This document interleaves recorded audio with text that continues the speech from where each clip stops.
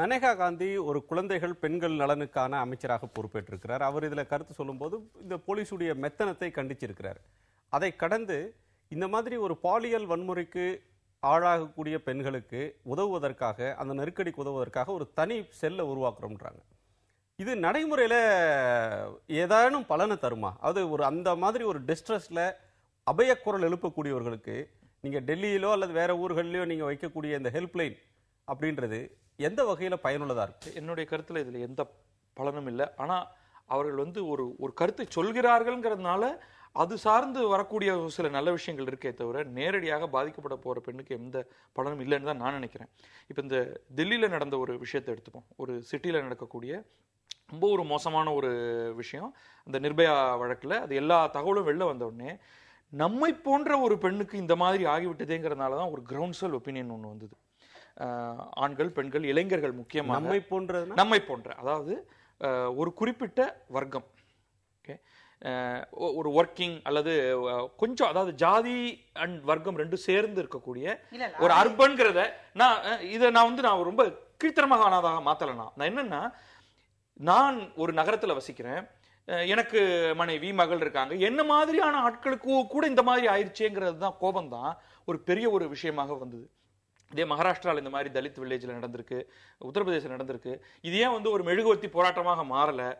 இது எல்லாத்துக்கும் பின்னணியில வந்து அந்த ஒரு சரியான இது யார் வந்து இதை இல்லைங்க பத்ரி, அதுல அப்படி பார்க்க கூடாது. இதை வந்து ஒரு வர்க்கத்தினுடைய பார்வையில டெல்லியில நடந்த சம்பவத்தை நம்ம பார்க்க முடியாது.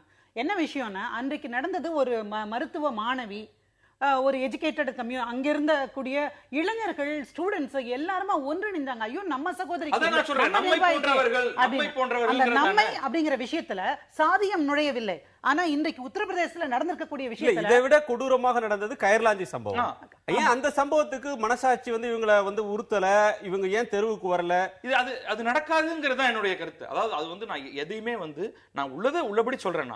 இது ஏன் நடக்கவில்லை அப்படின்னு நான் சொல்றேன். அந்த கேள்வியை நான் இதை குறை சொல்லவும் முடியாது. நீங்க நிர்பயாவுக்கு போராடினதை வந்து பாராட்ட தான் செய்யறாரு. உண்மையிலேயே அந்த போராட்டம் அவ்வளவு எழுச்சிகரமா இருந்ததுனாலதான் சட்டத்துல நீண்ட காலமா நம்ம கேட்டு வந்த பல விஷயங்களை திருத்தங்களாக கொண்டு வர முடிஞ்சது. எனவே வந்து நிர்பயாக்கு நடந்த போராட்டம் நடந்திருக்க வேண்டும். இதற்கும் தான் நான் மறுக்கவே இல்லை. நான் சொல்றது வந்து எந்த பிரச்சனையுமே என்னையும் அது பாதிக்குமா அப்படிங்கறத வச்சுதான் நான் வந்து தெருவில் வந்து போராடுறேன். இங்க பாதிக்கப்பட்டவர்கள், அதை போன்றவர்கள் ஒன்றாக சேர்ந்து மற்றவர்கள் ஏன் வந்து இப்ப வந்து ஏன் லக்னோல ஒரு பெரிய கூட்டம் நடக்கல? நீங்க தில்லியை விட்டுடுவோம், இதற்கு வந்து இந்த ஜாதியமும் வர்க்கமும் சேர்ந்து வருது. நான் அது வந்து சரி தப்புங்கிற பாயிண்ட்டுக்குள்ள நான் இப்பொழுதுக்கு போகல. இப்போ இல்ல, நீங்க இப்படி பாருங்க, நீங்க இதுக்கு உடனடியான சொல்யூஷன் என்ன? பெரிய ஒரு போராட்டம் ஒண்ணு அங்க நடக்கணும். ராகுல் காந்தி போயிட்டு வந்ததுனாலயோ, மேனகா காந்தி ஒரு விஷயத்த சொன்னதுனாலயோ, இல்ல நாளைக்கு நரேந்திர மோடி போயிட்டு வரலன்னா இது ஒரு செய்தியாக கூட இந்த அளவுக்கு வந்திருக்குமான்றது ஒரு கேள்விக்குறியான விஷயம். உண்மைதான். அதுதான் வந்து ஒரு எதிர்க்கட்சியுடைய தலைவர் எப்பவுமே செய்யணும். எங்க ஒரு பிரச்சனை நடந்தாலும் பாரதிய ஜனதா கட்சியுடைய மிக முக்கியமான தலைவர்களும் மினிஸ்டர்களுமே இப்ப அங்க போயிருக்கணும். அவங்க போகாம விட்டது அவர்களுடைய தவறு. போய் அதை வந்து எஸ்கலேட் பண்ணணும் அப்படிங்கிறது வந்து அவங்களுக்கு பெண்கள் குறித்தான பார்வை இல்லைங்கிறத தான் பத்ரி நான் திரும்ப சொல்றேன். ஒரு சின்ன உதாரணம் சொல்றாங்க. என்னன்னா, வாஜ்பாய் கவர்மெண்ட்ல ஒரு திட்டத்தை கொண்டு வந்தாங்க. இந்த மாதிரி ஒரு ரேப் விஷயம் அப்பவும் நடந்த பொழுது உடனே என்ன சொன்னாங்க, இந்த ராஜராஜேஸ்வரி இன்சூரன்ஸ் திட்டம்ங்கிற மாதிரி ஒண்ணு கொண்டு வந்தாங்க. உங்களுக்கு நினைவு இருக்கும்னு நினைக்கிறேன். ரேப் விக்டிம்ஸுக்கான இன்சூரன்ஸ், அதை வந்து எதிர்த்து, அதாவது ரேப் பண்ணப்படுவதை தடுப்பதற்கான ஒரு அரசு, ரேப் பண்ணப்பட்டால் பாதுகாப்பு தருவதற்காக இன்சூரன்ஸ் திட்டத்தை தொடங்கலாமா அப்படின்னு சொல்லிதான் அப்ப அந்த திட்டத்தை எதிர்த்து பெண்ணிய இயக்கங்கள், சமூகவியலாளர்கள், முற்போக்குவாதிகள் எல்லாம் குரல் கொடுத்த பிறகுதான் அதை டிராப் பண்ணினாங்க. சோ எப்பொழுதுமே இவர்களுக்கு பெண்கள் பற்றிய பார்வை என்பது அல்லது புரிதல் என்பது இல்லாமல் இருக்கிறது என்பதுதான் உண்மை. அதனாலதான் உத்தரப்பிரதேச சம்பவத்துல கூட உடனடியாக ஆக்ஷன் எடுக்க முடியல அல்லது உடனடியாக கருத்து தெரிவிக்க முடியல. ராகுல் போயிட்டு வந்ததுக்கு அப்புறம் தான் அதுக்கு ஒரு கலரே கிடைக்குது, அதுக்கு ஒரு வெளிச்சமே கிடைக்குதுன்னு பாக்குறேன். சட்டம் ஒழுங்கு ஒரு மாநிலம் சார்ந்த ஒரு பிரச்சனை. அந்த அகிலேஷ் யாதவனுடைய அரசாங்கம் சிபிஐ விசாரிக்கட்டும்னு பரிந்துரை செய்யாவிட்டால், ஹைகோர்ட் அதற்கு அல்லது ஹைகோர்ட் உத்தரவு போடவிட்டால் மத்திய அரசாங்கம் இதில் எதுவுமே செய்ய முடியாது. வெறும் கருத்து சொல்லலாம், அறிக்கை கேட்கலாம். அந்த நிலைமை தான் இருக்கிறது. என்ன சொன்னாங்கன்னு சொல்லுங்களேன். இல்ல உடனே அறிக்கை கேட்டுட்டோம் அப்படின்னு சொல்லியிருக்காங்க. கருத்து சொல்றது அப்படிங்கிறப்ப, அதனால மேனகா காந்தியும் அதே அமைச்சரவையில் இருக்கிறவங்க தான். நான் இதை வந்து கட்சி சார்ந்ததாக பார்க்க விரும்பல. முதல்ல பிரச்சனை இங்க வந்து நான் என்ன கேக்குறேன், இப்படி ஒரு சம்பவம் நடந்திருக்கு, உடனே அந்த மினிஸ்டர் வந்து இதை கண்டிச்சு உடனடியா நீங்க ரிப்போர்ட்டை அனுப்புங்க, இப்படி நடந்திருக்கிறது வந்து தவறான விஷயம், பெண்களுக்கான பாதுகாப்பிலே நாங்கள் வந்து உறுதியாக இருக்கிறோம், இது எந்த நாட்டின் எந்த பகுதியிலே நடந்தாலும் எந்த சாதியத்திற்கு நடந்தாலும் நான் வந்து தப்பு அப்படிங்கறத நீங்க வெளிப்படுத்துற ஒரு உறுதியான ஒரு ஸ்டேட்மெண்ட் இல்லைன்னு நான் நினைக்கிறேன். உண்மைதான். எதுக்கெடுத்தாலும் ஸ்டேட்மெண்ட் கொடுக்கக்கூடிய நரேந்திர மோடி இதற்கு வந்து ஒரு மிக வலுவான ஒரு ஸ்டேட்மெண்ட் ஒன்று கொடுத்திருக்கலாம், ஒரு பிரஸ் கான்ஃபரன்ஸ் உடனே வச்சிருக்கலாம். இதை நான் கடுமையாக கண்டிக்கிறேன். உடனடியாக இதுல வந்து தலையிட்டு சரியான தீர்ப்பு வரும் மாதிரி நான் பார்த்துக் கொள்வேன்னு ஏதாவது ஒன்று சொல்லியிருக்கலாம். அதனால வந்து அது வந்து கட்சியோடைய கொள்கையே வந்து தாழ்த்தப்பட்டவர்கள் பெண்கள் எல்லாம் வந்து பாதிக்கப்படலாம் அப்படிங்கிற மாதிரி இருக்கு. நான் சொல்லல, போலீஸுக்கு இருந்த மெத்தன மாதிரி மத்திய அரசுக்கு ஒரு மெத்தனம் இருந்ததுன்னு சொல்லிக்கலாம். நான் வெளிப்படுத்த விரும்புறேன். வன்கொடுமை தடுப்பு சட்டம் அப்படின்றது இந்த மாதிரி நலிந்த பிரிவினர், ஒடுக்கப்பட்ட பிரிவினரை வந்து ஒடுக்குதல்ல இருந்து காப்பாற்றுவதற்காக கொண்டு வரப்பட்ட ஒரு சட்டம். அதை வந்து நீக்கணும் அல்லது நீர்த்து போக செய்ய வைக்கணும் அப்படின்ற கோரிக்கை ஒரு புறத்தில் இருக்கிறது. இந்த பாலியல் வன்முறைகள் அப்படின்னு வருகிற போது நேஷனல் கிரைம் ரெக்கார்ட்ஸ் பியூரோ காட்டுற புள்ளி விவரங்களை எடுத்துக்கொண்டால் கூட சமூகத்தின் ஒடுக்குண்ட பிரிவில் தாழ்த்தப்பட்ட நிலையில் இருக்கக்கூடியவங்க தான் வந்து இந்த மாதிரியான சுரண்டலுக்கோ அல்லது பாலியல் வன்முறைகளுக்கு ஆளாகிறவர்களாக இலக்காகிறவர்களாக இருக்காங்க. ஏன் அவங்களுடைய எண்ணிக்கை மட்டும் சமூகத்தில் இந்த மாதிரி பாதிப்புகள் வரும்போது அவங்க அதிகமாக இருக்கிறதுக்கு என்ன காரணம்? அது வந்து நிர்கதியா நிக்கிற ஒரு நிலைமையில இன்றைக்கு தாழ்த்தப்பட்ட மக்கள் இவ்வளவு ஆண்டு கால சுதந்திரத்துக்கு பின்னும் இருக்கிறார்கள் என்பதை நம்ம மறுக்கவே முடியாது. இல்லைன்னா உங்க நத்தம் கிராமத்தை எடுத்து வச்சு இப்படி கொளுத்திருக்க முடியாதுங்கிறத நம்ம பார்க்கிறோம் தமிழ்நாட்டில் நடந்த சம்பவத்திலேயே.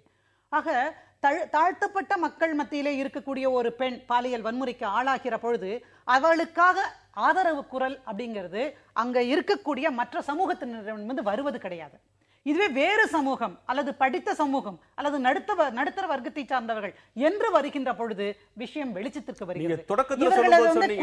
குரல்கள் வந்து ஒடுக்கப்படுகிற ஒரு விஷயம். உங்கள் கருத்தை சொல்லும் போதே சொன்னீங்க, பெண்ணியவாதியாக சொல்லவில்லை, மனுஷியாக இதை கண்டிக்கிறேன். நீங்க அந்த பகுதியில் இருக்கக்கூடிய மற்ற மனுஷிகளுக்கு மனிதர்களுக்கு உட்கார்ந்து பேசுவாங்க, இப்படி ஒரு சம்பவம் நடந்துருச்சாமே அப்படின்னு பேசுவாங்களே ஒழிஞ்சு ஒரு தலித் பெண்மணி இப்படிப்பட்ட பாலியல் வன்கொடுமைக்கு ஆளாகிற பொழுது ஒட்டுமொத்த சமூகம் ஒட்டுமொத்த கிராமமும் எழுந்து நின்று குரல் கொடுப்பது கிடையாது. பஞ்சாயத்து இருக்கா இல்லையா, உள்ளாட்சி அமைப்பு இருக்கிறதா இல்லையா, இதுல உடனடியாக அவர்கள் கூட தலையிட முடியுமே, ஏன் பண்ணல? காவல்துறை அந்த மாதிரி நிறைய விஷயம். இதுதான் வந்து ஒரு நகரத்துக்கும் கிராமத்துக்குமான ஒரு வித்தியாசமாக வருது. நகரத்தில் அது தில்லியாக இருக்கட்டும் அல்லது சென்னையாக இருக்கட்டும், அனைத்து வித பெண்கள் அமைப்புகள் நிறைய இருக்கு. ஏதோ ஒரு இடத்த வந்து ஒரு நியூக்ளியஸாக வைத்துக்கொண்டு அதை சுற்றி ஒரு போராட்டம் நடத்துவதற்கான ஒரு இடம், ஒரு பிளாட்ஃபார்ம், ஒரு பிளாங்க் இருக்கு நகரங்கள்ல, சிறு நகரங்கள்ல கூட இருக்கு. ஆனால் கிராமங்கள்ல ஜாதி வாரியாகத்தான் மக்கள் பிரிந்து கிடக்கிறார்கள். அப்ப நம்முடைய பெண் இல்லை, நம்முடைய இல்லை, நாம் வேறு அவர்கள் வேறுங்கிறது வந்து ரொம்ப வலுவாக ஊறிப்போன ஒரு விஷயத்துல நீங்க வந்து பெண்கள் ஒன்றாக சேர்ந்து அங்க வந்து ஒரு பெண்ணி அமைப்பு கிடையாது. அதிகபட்சமாக போனா இது வந்து ஜாதி அமைப்பாக மட்டும்தான் இதை போராடுவார்கள். அல்லது அந்த ஜாதியை முன்னிறுத்தக்கூடிய ஒரு எம்எல்ஏ இருந்தா அவருடைய தலைமையில வந்து இதை போராடப்படுறாங்க. இந்த கிராமத்துல இதை யார் செய்ததுன்னு தெரியாதா? கட்டாயமா அங்க இருக்கிற அனைவருக்கும் தெரியும். இது திட்டமிட்டாவே இதை செய்திருப்பாங்க. இந்த பக்கமா தான் இவங்க போறாங்க, பார்த்துருவோம் நாளைக்கு அப்படிங்கிற மாதிரியான முடிவுகள்லாம் எடுக்கப்பட்டிருக்கும். இது அந்த குடும்பத்தை சேர்ந்த, அதாவது இந்த குற்றத்தை செய்தவர்களுடைய குடும்பத்தை சேர்ந்த பெண்களுக்கெல்லாம் நன்றாகவே தெரியும். இப்ப வந்து அங்க உத்தரப்பிரதேசத்தில் நடந்த ஒரு பெரிய மத கலவரத்துல நடந்த பல்வேறு கொடுமைகள்லையும் அந்த குடும்பத்து பெண்களுக்கு இதை பற்றி நன்றாகவே தெரிந்திருந்தது. ஆனா இவர்கள் வந்து இதுல வந்து ஒன்றுமே சொல்வதற்கான இடம் இல்லாத ஒரு அன்பார்ச்சுனேட் நிலையில அவர்கள் இருக்கிறார்கள். இது மாதிரியான சம்பவங்கள்ல காவல்துறை முடிவெடுப்பது அல்லது அவர்கள் நியாயமாக நடந்து கொள்வது, நீதிமன்றத்தின் மூலமாக தண்டனை பெறுவது என்பது ஒரு கட்டம் என்று சொன்னாலும் கூட சமூகத்தின் பங்களிப்பு இது மாதிரியான குற்றங்களை குறைப்பதற்கு, தடுப்பதற்கு கட்டாயமான ஒன்றாக இருக்கிறது. முதல்ல ஒழுங்கா செயல்பட்டிருந்தா இதுல ரொம்ப நல்லா இருந்திருக்கும். ஆனா இதுல குற்றச்சாட்டே யாருன்னா காவல்துறையை சார்ந்தவர்கள் மீதுதான் குற்றச்சாட்டு. இந்த பாலியல் வன்கொடுமையில முழுக்க அவர்கள் சார்ந்திருக்கிற பொழுது மாநில அரசு உடனடியாக சொல்லியிருக்கணும். எனவே இந்த மாதிரியான சூழல்ல சமூகத்தினுடைய பங்களிப்பு அப்படிங்கிறது ரொம்ப அவசியம். பத்ரி சொன்னது மாதிரி சமூகத்தினுடைய பங்களிப்பு மிக அவசியம். அது பாதிக்கப்படக்கூடிய பெண் நம்முடைய ஜாதியை சேர்ந்தவர்களா, நம்ம இனத்தை சேர்ந்தவர்களா அப்படின்னு பார்க்காம ஒரு அநியாயம் யாருக்கு நடந்தாலும் அதற்கு எதிராக கொந்தளிக்கக்கூடிய, நியாயம் சார்ந்து நிற்கக்கூடிய பார்வை நம்முடைய சமூகத்துக்கு என்னைக்கு வருதோ அப்போதான் இது மாதிரியான குற்றங்கள்லாம் குறையும். நீங்கள் இருவரும் இந்த அரங்குக்கு வந்து உங்களுடைய கருத்துக்களை பகிர்ந்து கொண்டமைக்கு மிக்க நன்றி. வணக்கம்.